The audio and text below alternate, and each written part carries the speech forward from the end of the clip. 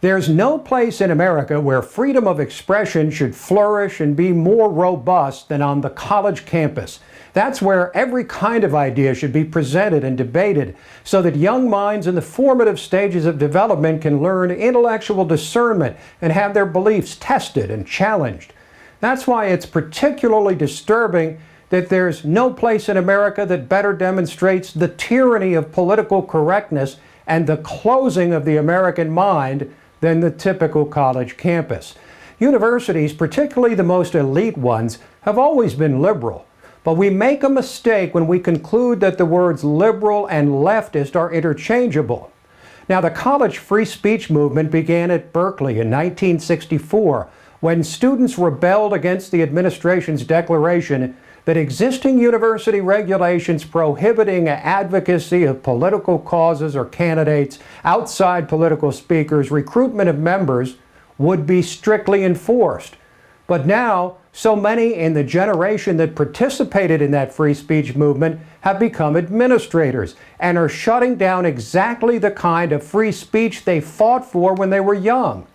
More and more, they're establishing outrageous free speech zones that limit the exercise of that fundamental First Amendment right to tiny, remote areas of campus or prohibit it altogether.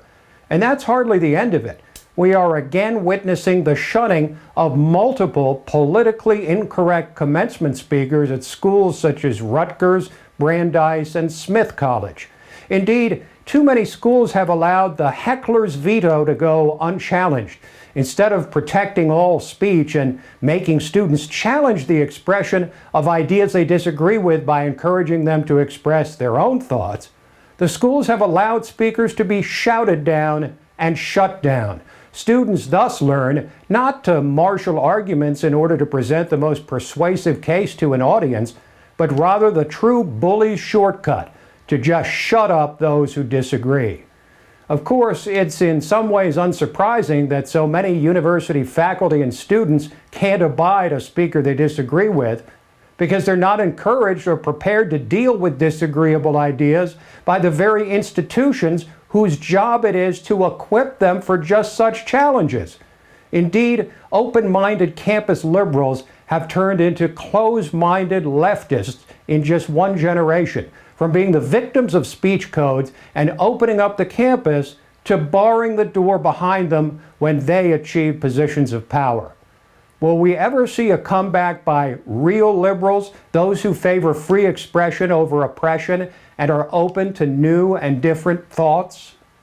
Harvard Dean James Ryan may have put it best when he said, "We are and always will be a place for ideas and debate, not a place that insists on conformity, intellectual, political, ideological, or otherwise."